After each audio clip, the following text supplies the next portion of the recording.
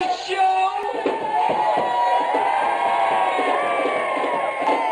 Start the clock!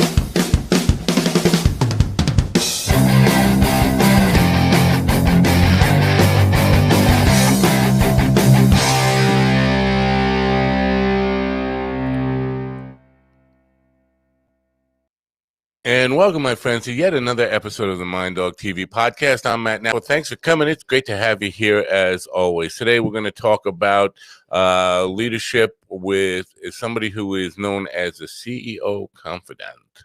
I'm very interested to have this conversation because it not only has to do with helping people better run their businesses and improve their bottom line, but a little bit about philanthropy, which I'm always interested in. So we're going to talk about that today, and I'm very excited to get to that. First, I want to start with an explanation of sorts, and I guess some kind of an apology. Oh, we're having some issues in the background. I will get to that in just a minute. First, I need to kind of talk about the issues from last night. If you're looking for last night's program and wondering what happened, I scraped it. We did, and 230 episodes that we've done so far, had some great guests on, some really powerful people, some entertaining people, some really funny people, some people with just some great insights.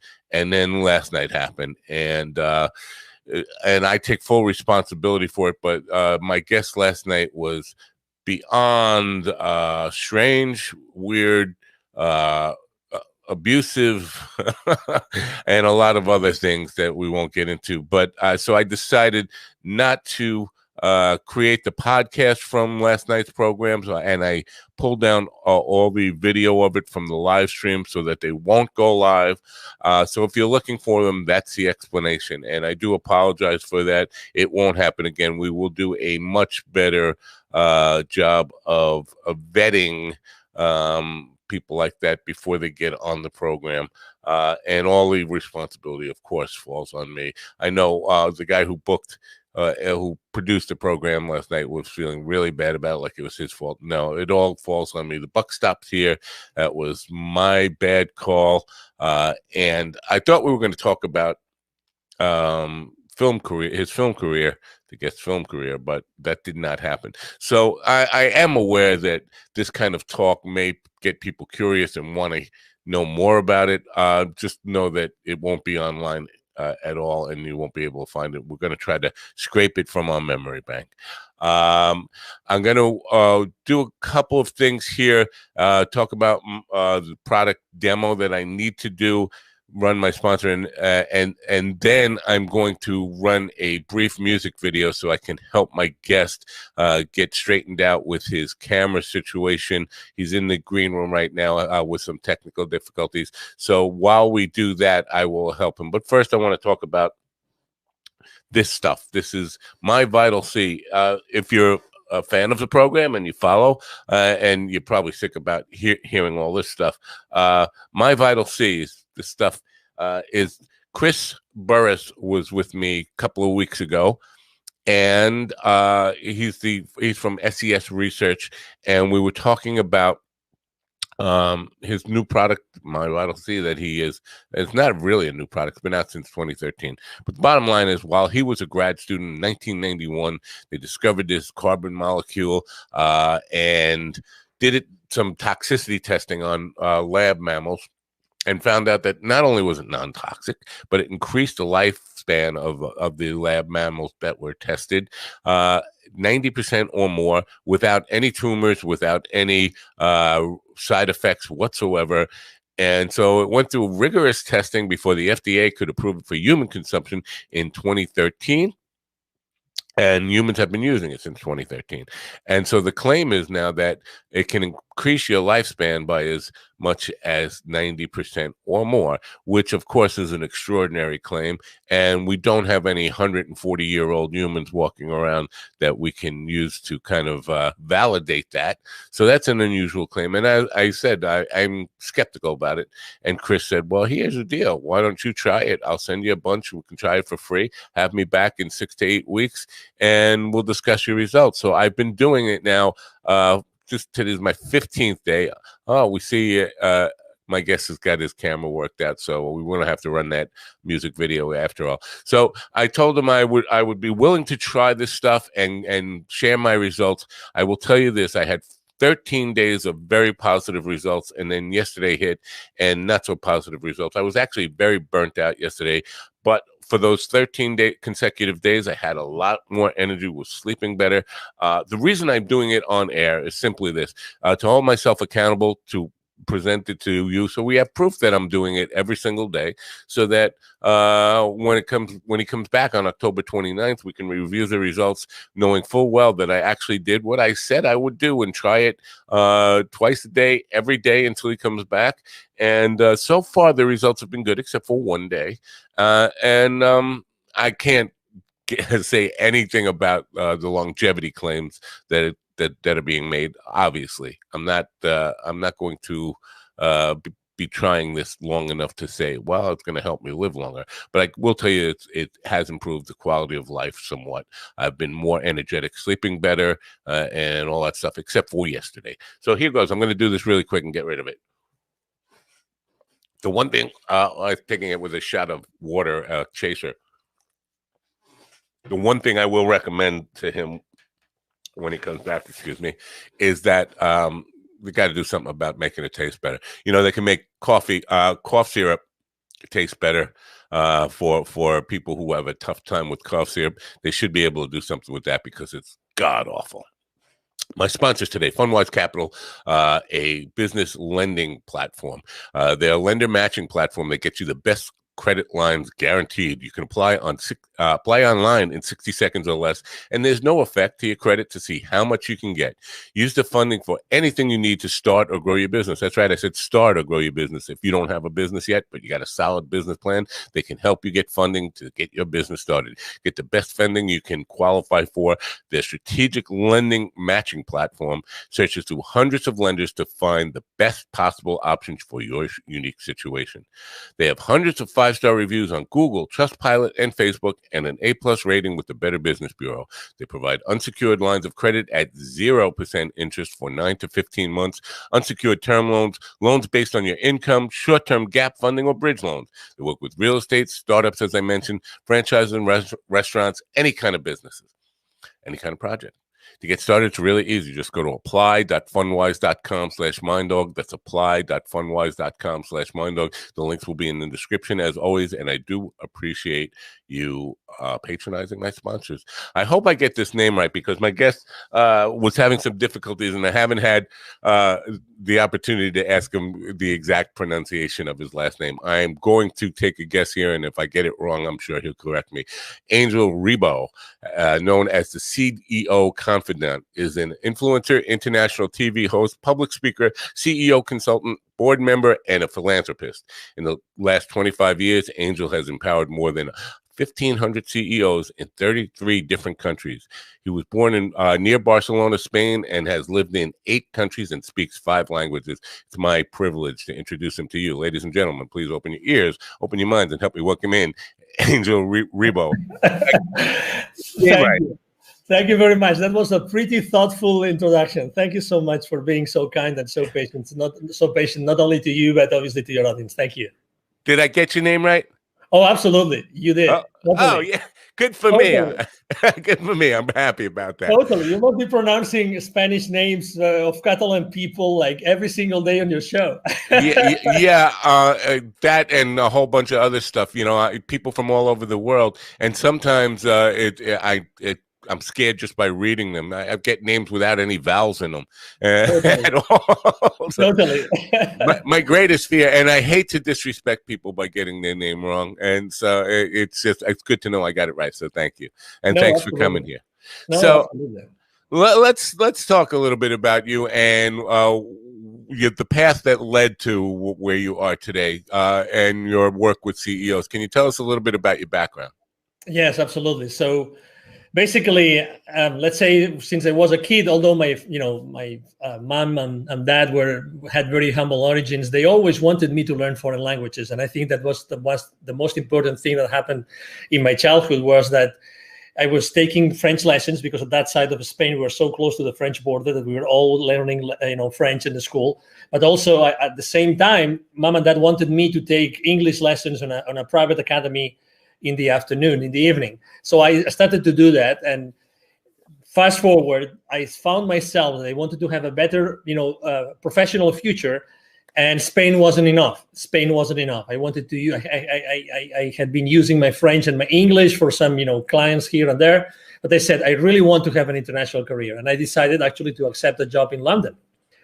And that was definitely the start of my international career, but also the start, I would say, of my business development career. So I started working for, interestingly enough, an American company based in London.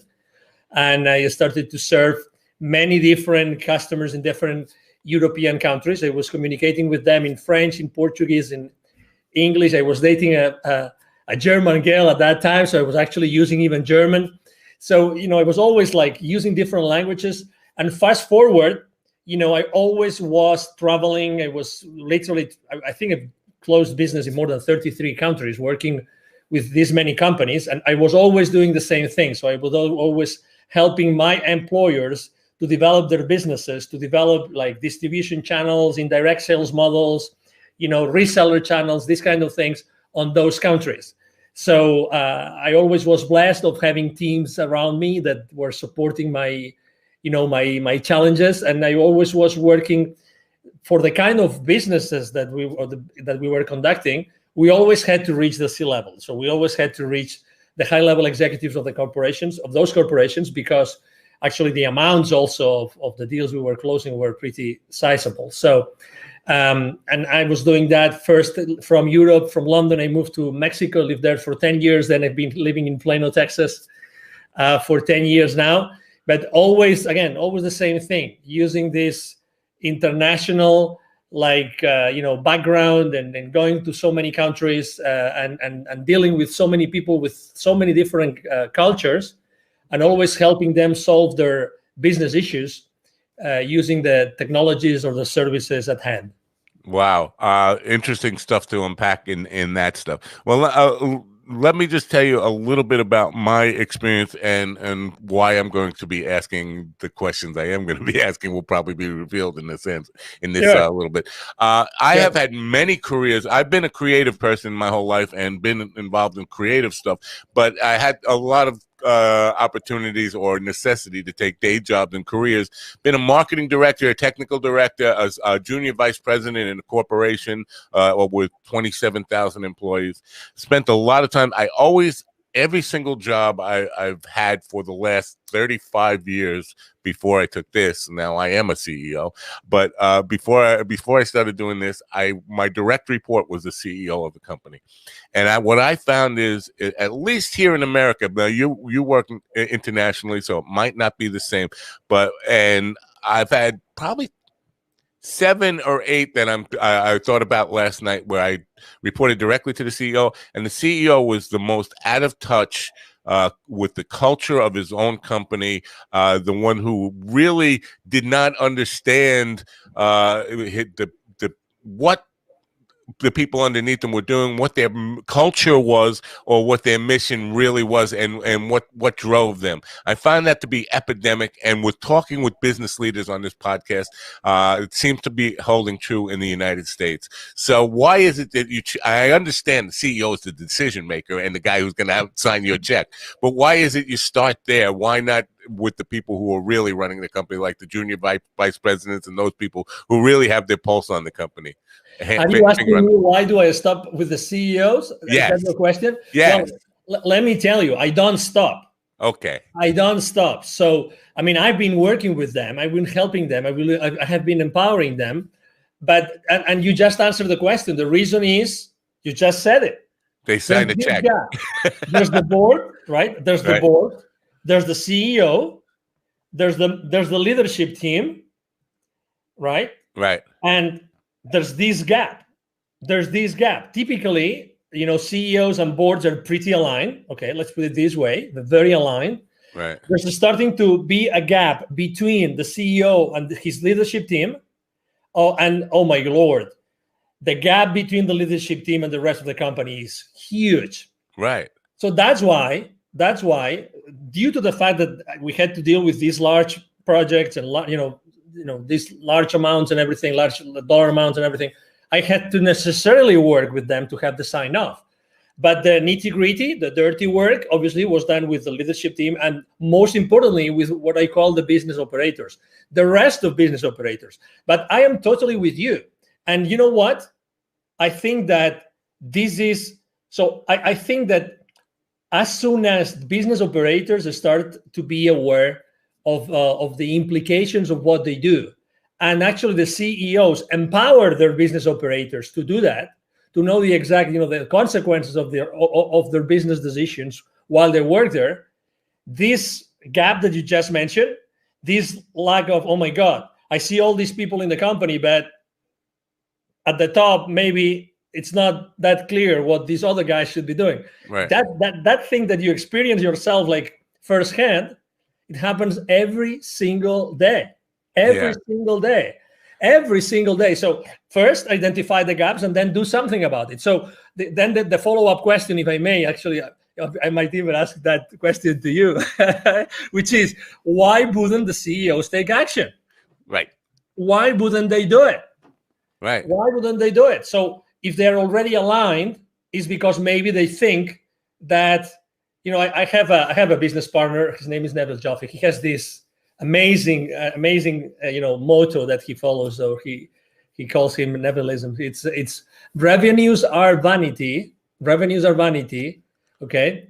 That's a good one. I like that. Profits are sanity, and cash flows are reality. Okay. Yeah. Do you hear that? Yes. Okay. Absolutely.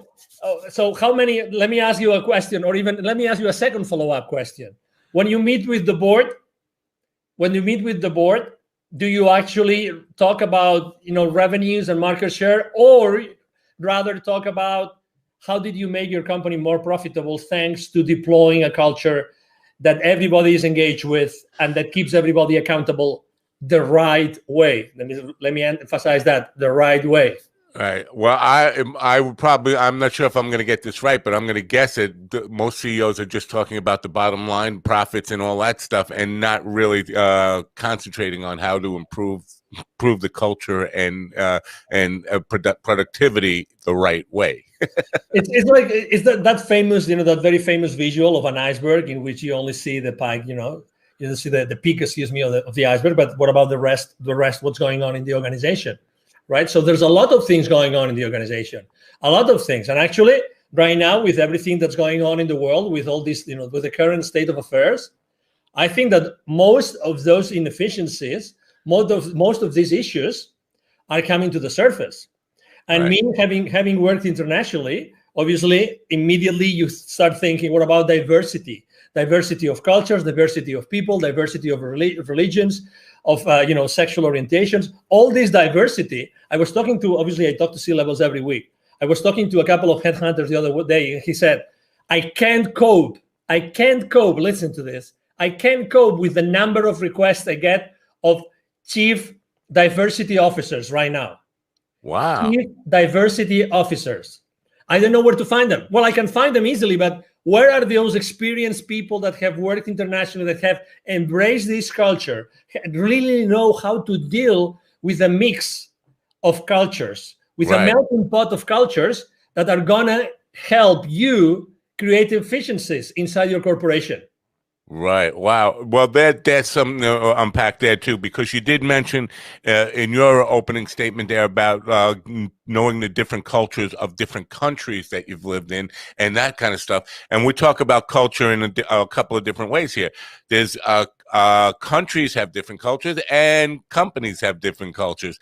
Does the cultural influence of a company, is that affected by the country culture? Like, is culture, corporate culture, a bigger issue in the United States, say, than it would be in Spain or Portugal or France or wherever, or is it the same kind of challenge? Well, number one, definitely the country where let's say where the headquarters of that corporation is, and I have lived that firsthand. The country of the health, where the headquarters of this company is, definitely defined the culture of the entire organization. Right. And I've myself lived in transitions. You might have lived the same experience. Transition of a company that was fully American, and transition was bought out by someone else in another country. I'm not going to mention it. And suddenly the culture started to change, and it was coming from this other country. Was it better? Was it worse? Well, you can't tell. You can't tell until you start seeing the consequences. You start seeing the implications. You start seeing how does that translate to the way you communicate with the rest of the people, with the rest of your peers, your managers, the people that report to you. And then answering your second question, if culture is, let's say, an issue or can be a challenge in any country, or if countries have the same kind of culture creation problems as we have in the US, I would definitely say yes. I think it really depends on business leaders. And I really think that, again, with all this current state of affairs, that's gonna help everybody a lot. I think that they are realizing that now that the people cannot meet and cannot see each other and cannot meet face to face, they're going to realize that the style of leadership of those leaders becomes much more relevant. You know, you were mentioning maybe they don't get it because they are on their ivory tower, right? You cannot be on your ivory tower anymore because you have to be in how many more times Zoom calls right now? How many more virtual events have you go through? Many more, many more. Right now, it's impossible to hide. You can run, but not hide. I love that. But I'm not sure it's so much, and I'm sure the ivory tower part of it is definitely part of it. But I think, and you'll correct me if I'm wrong, but I think where a lot of CEOs go wrong, or where they go astray, is they start their company with a great what is the word I'm looking for? Intention. So they'll put together a mission statement that has this really glorified sounding and really well-intended statement, and they kind of start working in their business rather than working on their business, and so they're doing the things the tasks that a CEO would do, rather than look at the whole picture of what the company culture is and how it's evolving. Are we staying true to that mission statement that was written when we started the company, or was that just words that we put on a poster and hung over my door, and then now we're actually doing the work and forget about that? But everybody who comes into the company must at least read it and get to know what we were supposed to be about, but we forgot what we were about. And often, and I'm going to want to get to this, there is this idea of giving back in that original mission statement that is totally lost somewhere along the line. Few years in, and you find that your mission statement doesn't match at all what you're doing, and it's just words now. I think that's a big part of it. Do you agree? And if so, how do you get them back on track to that? Picture this, right? Let's say we have a startup CEO in front of us. Okay, so it's a small company, fired up, this new concept, this new idea, they thrive over time, right? And they become this monster, right? There's 10,000 employees or company employees. One of the main differences that are lost in translation is the communication. Is the CEO still listening? Is the CEO still going around? Is the CEO still open to suggestions, open to listening? And I think that communication is one of the most important issues here. Definitely. Because are they open to receive? You know, it sounds like a self-help kind of tagline, but are they open to receive? Are they open to receive? If you start looking at you've been a CEO, you reported to CEOs, what if you started to look at all the skills of everyone at the company, all the skills, not even the work-related skills? What could you do with those to make that environment even more engaging and more creative and even more even enticing to one another? It's like helping and caring for one another. So that's what it's lost. It's lost the ability or the willingness to listen to be open to receive what the rest of the organization is telling them. That's what you perceive. That's what I perceive. I perceive the same thing. Also, let me tell you that I don't think there are good or bad CEOs, or one strategy is good and the other is bad. I don't think so. I think that it's more what the CEO does with it. what do they do with it? I've seen the same strategy work for one CEO and fail with the other. Why? How was their team following them? Right. How were the different levels of management following them? Did they know? You talk about the mission. Mission is nice, but if you asked, take any Fortune 5,000 companies, employees, take all those, I don't know, millions of employees, ask them, what's your company's mission? Would you guess a percentage? Would you guess a percentage of employees that would get their own company mission right? Probably very small. Very small, exactly. I stayed the last employer I worked for 11 years. 11 years. I was, the mission statement changed probably 2 or 3 times, maybe more throughout these 11 years.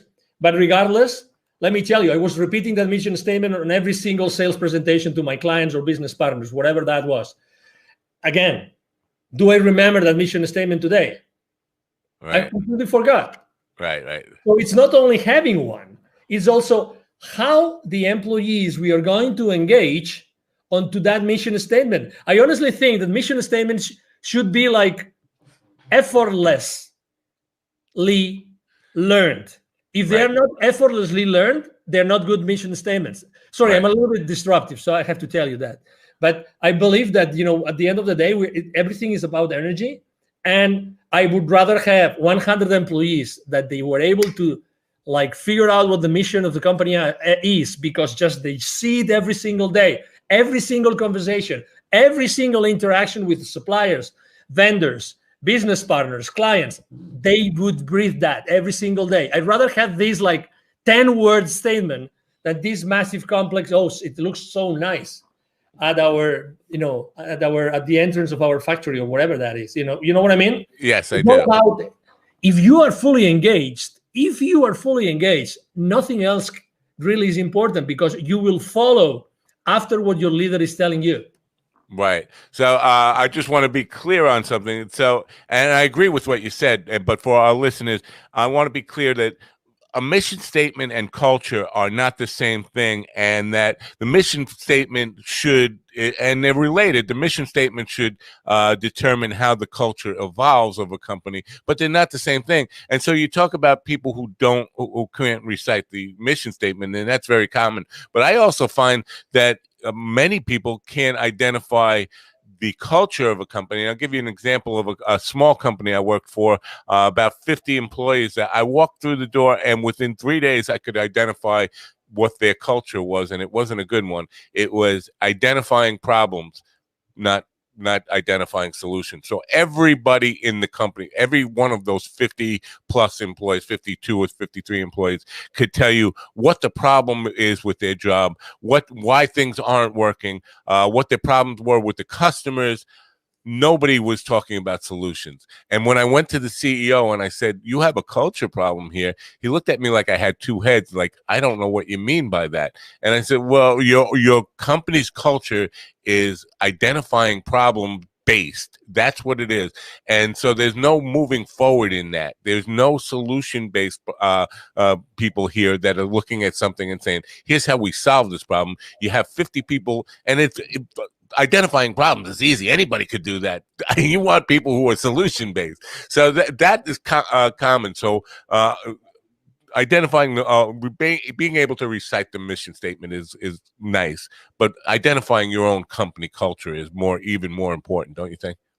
Oh yeah, I agree totally. What I was trying to say is that there's this disconnect, right? How many hundreds of thousands or millions of dollars have been spent just in our country hiring someone to come up with a wonderful mission statement? Would you agree with that? Yes. Yeah. So I guess there's a reason to do that, right? I mean, I guess there's a reason, because, we want to make sure it's the most, people get excited about it and everybody, is behind this mission statement. But again, at the end of the day, it doesn't have a real impact in the company. But right. I agree with you completely. I mean, culture is something which is more difficult to create. It takes time. It's built every single day with every single thing that happens inside the corporation or inside the company, even if the companies are small, and that determines your willingness to be there or not. You said You said you just joined, you identified the culture, you went to the CEO, you told him something. Well, let me tell you, you were really lucky, because he or she could have told you, I didn't hire you to do this. Right, You know right, what I yeah, mean? yeah. So it wasn't that bad, because at least, okay, so it is what it is, right? But I didn't hire you to find problems, but actually the culture was to find problems. Well, he did hire me to straighten out his marketing department, and that was part of the solution to straightening out his marketing department, was getting everybody in the company working on the same page, because what he had was marketing department creating its own culture and the subcultures within it, but everybody had the unique situation of identifying problems without solutions. But the marketing department had one different belief of what they were working on. The operations and the collections department had a whole different, and sales team had a completely different culture. And so we were going in a lot of different ways. So in some ways, he did hire me actually to at least figure out what his problems were for him, and find out how we should address it. So my solution was to get the entire team together in a big room and have them explain what the culture should be. And anybody who wasn't, and this was a tough sell for him, that anybody who really couldn't adapt to what the new culture was going to be and help us build that culture should start putting their resume together and looking for a job elsewhere. Because I definitely one of the people who believe that if somebody's not helping you pull in the same direction, they're helping you push in the opposite direction, and they're toxic, and they should be encouraged to leave the company. If you're not part of the team, you shouldn't be in the room with the team. What's coming to me as I'm hearing you is I think that the quality of the questions you ask your team also define the results that you get from them. Right. And we tend to use, myself included, obviously, we tend to raise the wrong questions. I try always to not only ask like open-ended questions, but also the how. So the how. So, okay, so we know that there are all these issues, all these cultural issues. We know there's these issues, these problems here that we have to interact with the rest of the organization. At the end of the day, marketing is it's the first like stop to the world, to the audience. We want to approach them. We want to have them, feel. We want them to feel appealed to come to us, etc. But how can we do that? How can we overcome these things? How can we look at this? How can we create something together? And I think that's a big difference between CEO teams which thrive compared to others which struggle a little bit, which is how can we create something together? How can we create something together which is going to replace something else? And we do it taking into consideration the entire team of the company. How? No, not if, not when, but how are we going to do it? The moment that you start asking yourself the right questions, then the conversation completely changes. And I'm sure that in this particular case that you just described, which is amazing, it's really like you were extremely blessed to be at that position because you had to fix that thing, right? You were hired to do that. Right. So, oh my God, I'm sure that the lessons that you learned there were invaluable because you had to create things. You had to take these people. Okay, so some people weren't on board, other people were on board. At the end of the day, you came up with, okay, let's do this together. We're gonna do it we're gonna do it together. We're going to do it together. How are we going to do it? Everybody's going to contribute to do that. Well, I found that, and what I found in this company was, number one, their hiring practice was based on just resumes. Do they have a good resume? And that was it.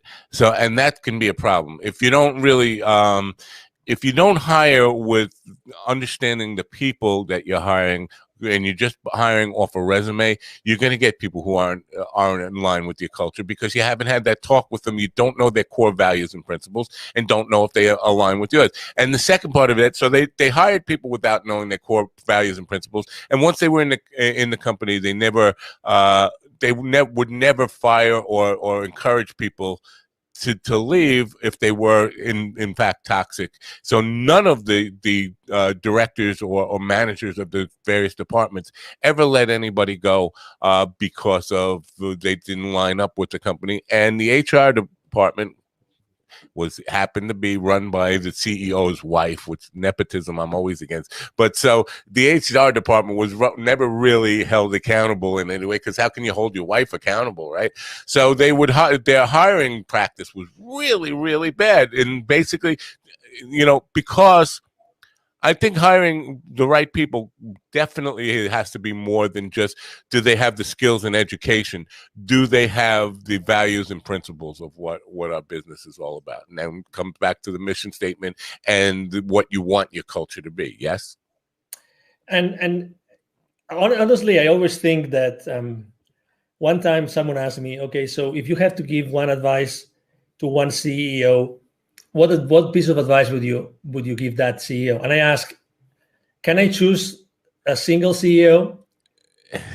And that person told me yes.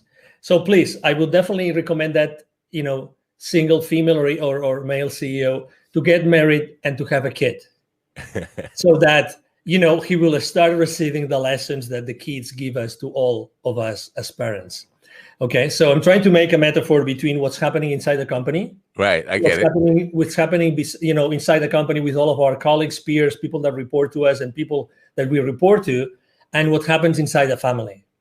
Never underestimate the power of someone working with you or for you. Never, ever underestimate that part, ever.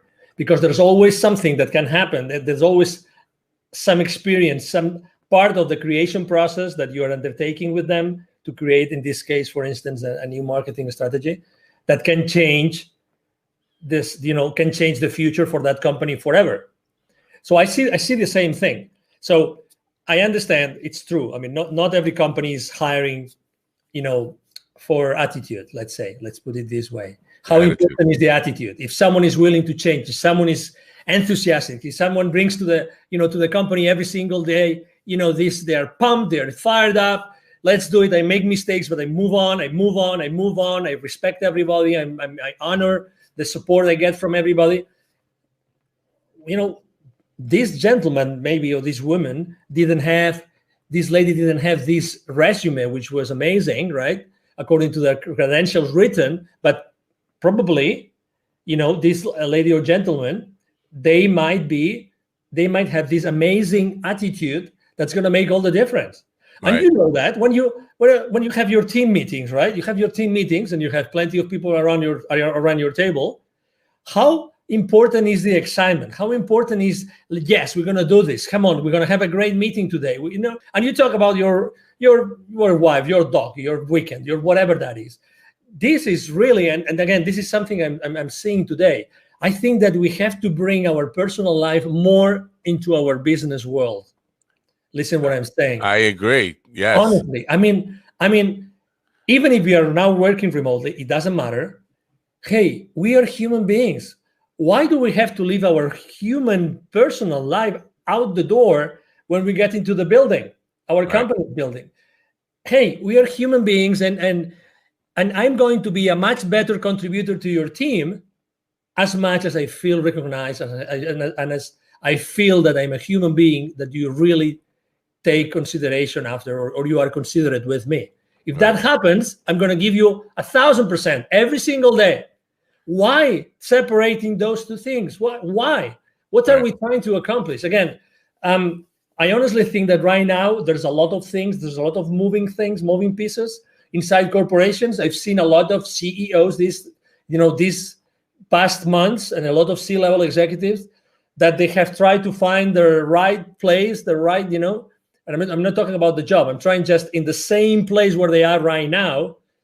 They're trying to see, okay, so what's the best thing to do right now? Right. I mean, I had to deal, probably you had too. I had to deal with the crisis in 2001 and with the crisis in 2008, 2009. I had to deal with those crises myself with my teams. So, but this one is a different thing. So people, regardless of how powerful their companies are, they're human beings, and they're still figuring out what is going to happen in the future. How are we going to have to handle this? Human relationships remotely, all these things. And I think that this is already starting to happen, which is, again, the separation between the personal world and the business world is going to be non-existent. Really, Right. it's going Well, to be non-existent.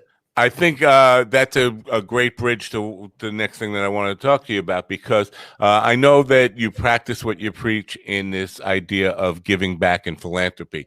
And I think when you do that, when you include philanthropy as part of your company culture, you get people who have passionate about causes in their personal lives, now putting that energy of that passion from whatever the causes are into your company and help building. Can you talk about that?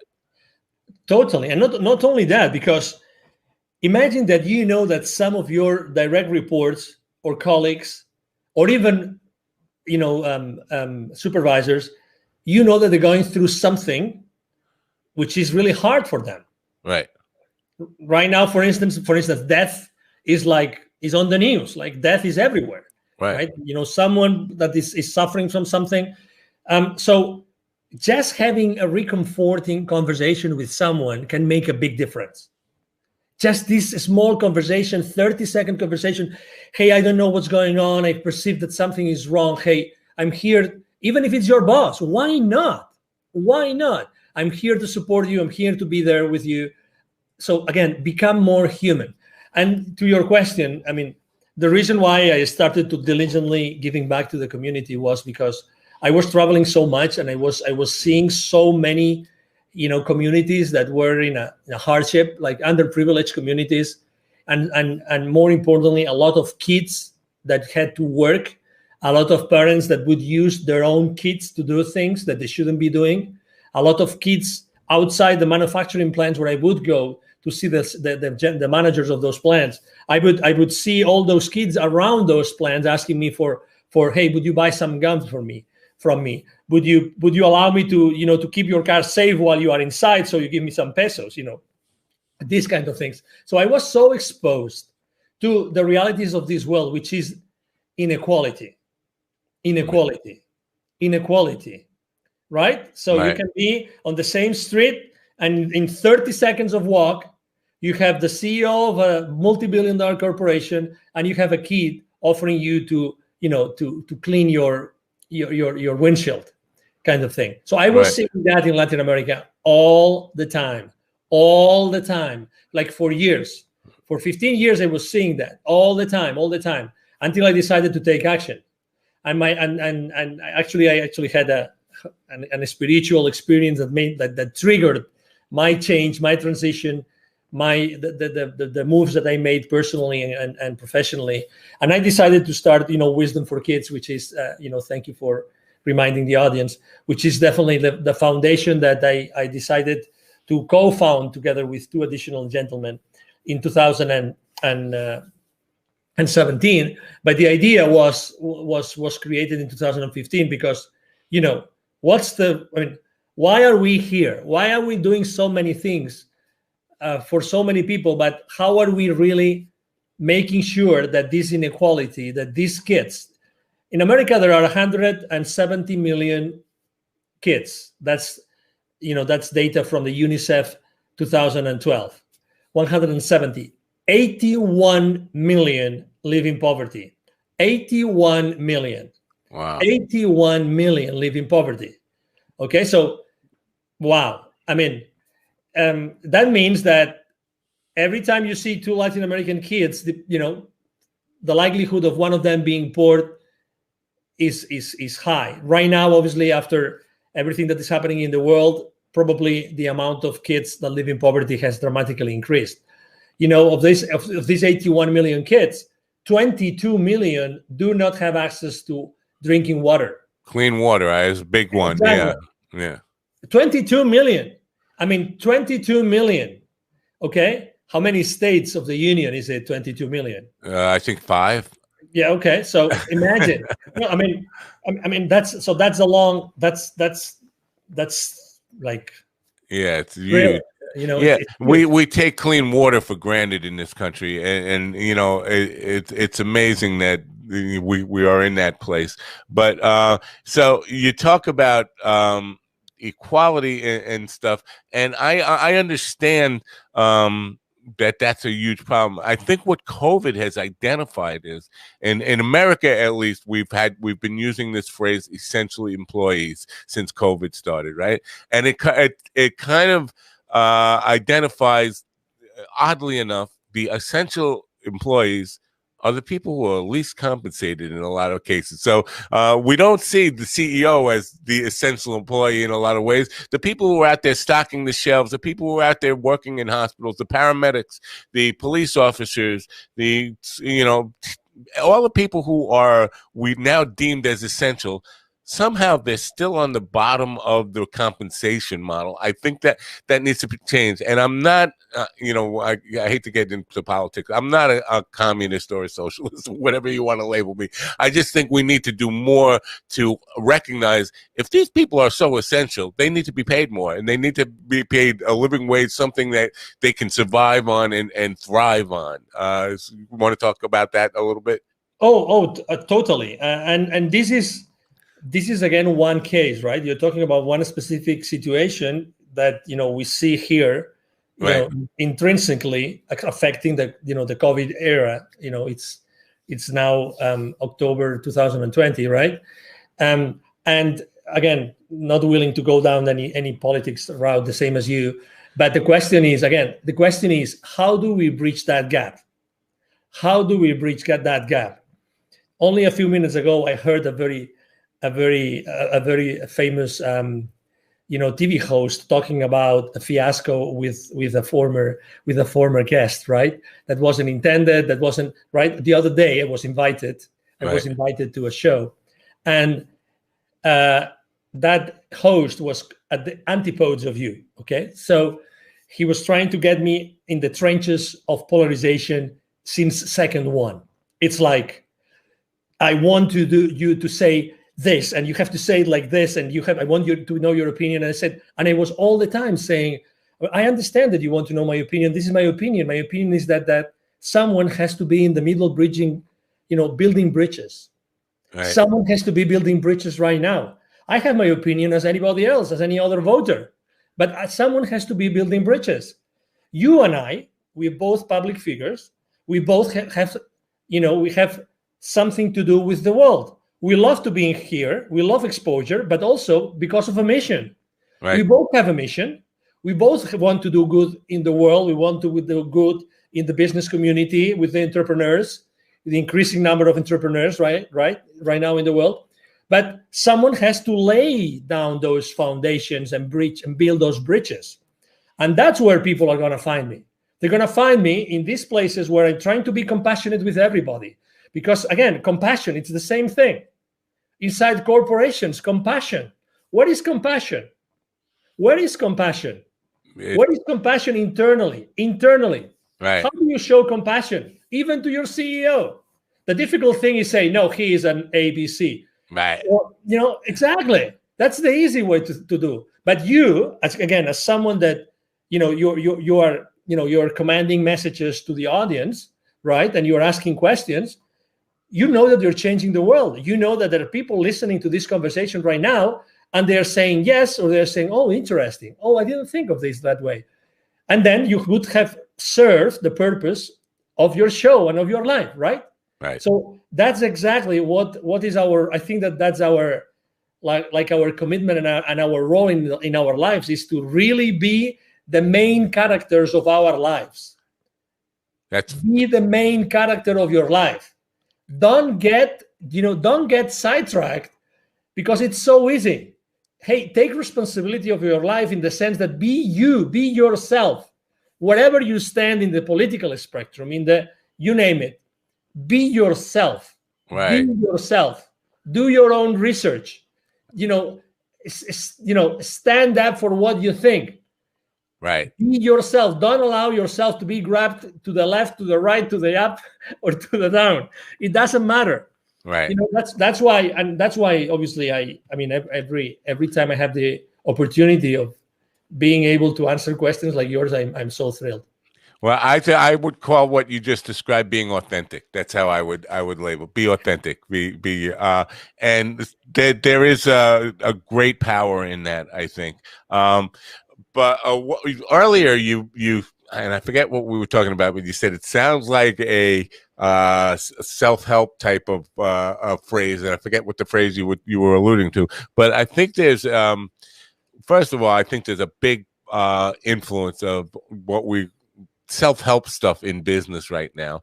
And what really I find refreshing about you is that you're not calling yourself a coach. The CEO Confidant. I'm hearing from so many people who label themselves business leadership coaches and things like this. And I think we get to the point, and that's a self-help term, and we get oversaturated with that. I think we're seeing an influx of too many people who want to be coaches and we're losing enough people to coach, if that makes sense. So we have so many people who are you know what, I don't want to work anymore, I just want to teach my knowledge, and I want to share my knowledge and be a coach rather than actually produce anything. And I think that's a tipping point where we're kind of getting close to. So talk about why you kind of steer away from that new agey kind of language in what you do. Yeah, obviously, I've made that mistake myself. I've sinned. Okay. So, all right, but yeah, not anymore. I mean, I don't call myself. Other people call me that because I was just being myself and being authentic, and I had some other people that were following me, and I was blessed to do that the same as you, right? Right. But it's the other people who have to decide if that's a role and their concept of that of the word coach resonates or is me or it's not. In reality, I think that the most important thing is always to be yourself consistently, so the other people can learn and decide if they want to learn from you or they want to follow you. If they feel satisfied, they feel happy, they feel comfortable being with you or following you, let's say. So right. Are there a lot of people calling themselves coaches and maybe they're not coaches or they don't know what they do? I mean, I've been there. I've made mistakes. I've been fragile. I've done lots of things that they should have never done. And obviously, a lot of people right now need to make, their ends meet. Right? They have to have their ends meet, and they have to teach and everything. But I'd rather be teaching. I'd rather be teaching and training, let's say, than being coaching. Although I recognize that asking questions is the most powerful way to get into someone or something. Right. Asking powerful questions. Powerful questions. I agree. Definitely. Asking powerful questions. So, and because you are a host, so I mean, you do this every day, and you are asking me questions, obviously, that are making me think and consider my own reality from a different point of view. Right. Not everybody's able to do that, but you know that powerful questions can completely change the game at your guest's mind, but also at the way that your audience is listening to the conversation. When you are in a position, you're an entrepreneur or you are a manager or a leader, and you have a team under you, it's the power of your questions which determines the relationship you're going to have with these people and how you're going to create together with them. Yeah. The power of the questions. The power of the questions. You probably had, I don't know if you've ever co-hosted with someone, probably you have, a show. I always have a hard time doing it. You know why? Because unfortunately, my co-hosts tend to want to make very long questions, like 1 minute long questions. And I hate that. I invited someone because I want my audience to learn from that person. If they want to learn from me something, they have two options. They will ask me questions, or they will get into one of my monologues online. You know what I mean? Yes, I do. I want to stay away from there, but I still want to ask difficult questions. And sometimes I get comments from my audience, the same as you probably. Oh, that was a great question. And I didn't think about that question. It was just, oh my God, when you said that triggered me that other thing. And then I said, oh, let's ask that. Exactly. I have a reel that I put together. It's called Questions, and it's just a reel of people reacting to the question I asked them. That's a great question. Nobody's ever asked me that before, and that kind of, and it's just one after another other that, and that I take great pride in that. When I get a guest to say that's a great question, I have to think about that. I say, I know I've done my job. I know I've done what I'm supposed to be doing here. I made them think about something rather than just route answers that you answer in every interview one after another. So I appreciate that answer. And you talked about, and I just want to address something you said earlier about empathy or sympathy or compassion is the word you use for your CEO. Somebody who was on about 2 weeks ago, I guess now, said to me that she was reading off statistics, and she said 71% of people working in America said they would take a pay cut if it meant they get their CEO fired. And I'm thinking, wow, that's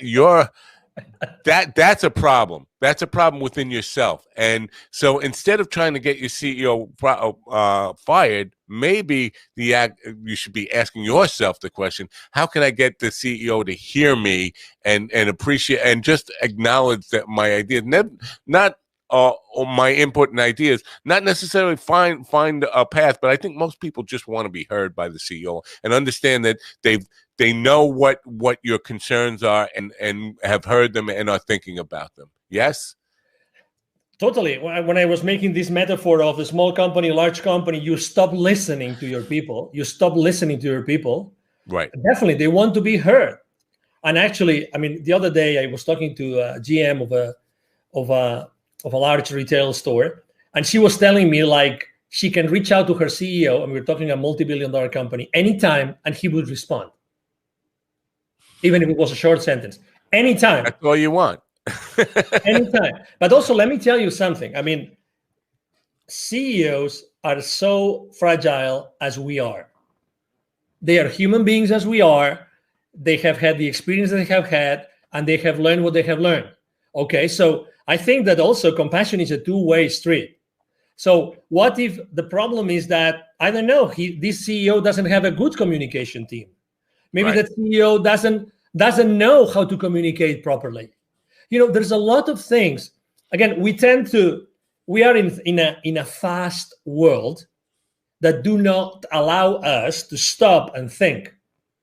So what are the reasons why this CEO is doing that, right? So I think there's a two-way street. And again, I'm not here to defend anybody. What I'm trying to say is, I get you. oh my God, we are always burning bridges. Why not taking some more time to try to build one or try to understand the other position, which is exactly why we're not looking, we're not watching news, we're not going to social media, blah, blah, blah, whatever, Are we really making an effort?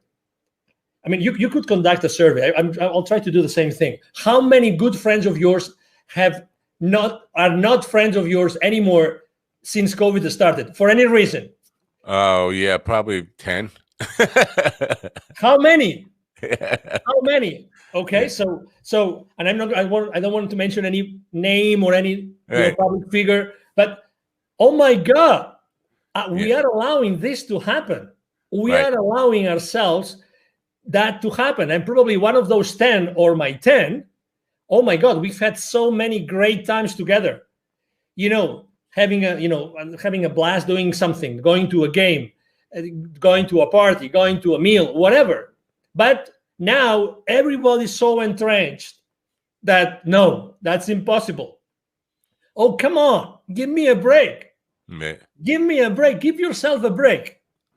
If you and one of these 10 or one of these 10 and me, of my 10 and me, we were one-on-one, it would take 5 minutes to solve that difference that has made us not being as good friends as we were before. Right. So things are much more simple. So that's the same thing that happens inside corporations. You were talking about culture. It's the same thing. They don't know any better. So that's why listen, open yourself to listening. Open yourself, and the CEO can obviously open yourself to listen to other options. How can he start building a culture, and look for the help of other, trainers, of other teachers, of other CEOs, of other people that have done this consistently with good results. Are you an optimist? Oh, I am totally. Good. It's good to hear. I like when people don't even hesitate with that question, and they come back with. Usually, it's they don't hesitate and they come back with, "I'm a realist, not an optimist." But I appreciate an affirmative, quick answer, no matter what. So I have your link follow up on the screen. I'm thinking that's the best way for people to Yes. find out more about you and get involved with you. Well, and it will be in the description, of course. What is the best route for people who want to know more about you or get involved with you? It'll get you involved in their business. Thank you very much. The easiest way is, you see my name here, right? Angel Ribo. So my email address is very easy. It's angel@angelribo.com, which is my first name, last name.com. Angel@angelribo.com. The link that you see here, there, hold on, there. There. Right. Exactly. So the link that you see there actually takes you to all my social media outlets. Right. So you will see what I do on LinkedIn, which I am consistently there. I'm posting every day. But you will also have access to my nonprofit website, to my Facebook page, to my Instagram page. I have a pretty consistent public campaign going on about really sharing good ideas that unite us all, regardless of where we stand. Good stuff. And it's a great way to end this. Angel, I thank you so much for your time and insight today. We're out of time, but I would love you to come back sometime and have this discussion and go a little bit deeper as time allows and your schedule allows. But I really appreciate your time and insight here today. And thank you so much for coming. No, thank you very much, Mind Dog, for having me here today. Yeah. And obviously, thank you very much to all the audience for having the patience of following us. And it will be obviously a pleasure to be one-on-one with you. Thank you. Great. Thanks. Bye for now. Angel Ribo, my big takeaway from that is listening and building bridges. That's what's gonna be a big takeaway for me from that stuff. I do hope you will check out his link follow where you'll find out all the information from him and his nonprofit stuff is really, really important too, and I hope you will patronize that as well. Hope you got something out of this program today and really will take it to heart. I hope you come back, tell your friends about it, subscribe, go to my YouTube channel, subscribe there, go to minddogtv.com and get on my mailing list so you know when we're going to have great guests on. How else would you know? And questions or comments for me, please, info@minddogtv.com. info@minddogtv.com. Tonight on the entertainment edition at 8 p.m., I have Randall Dean, who is the email sanity expert. And you say, well, entertainment edition, why are we talking about email? Well, first of all, it was convenient to him. I won't lie. The time was just something that he could make. But I do think email, it goes beyond business. It's something we all struggle with. And so I thought it would be appropriate for the general audience to really get a hold on getting more managed email and not letting email just control our lives, but controlling the email, which is a tool for us. So I hope you join me then at 8 p.m. Tonight. Till then, I'm Matt Napa from the Mind Dog TV podcast. Thanks for coming. Have a great rest of your day, and bye for now.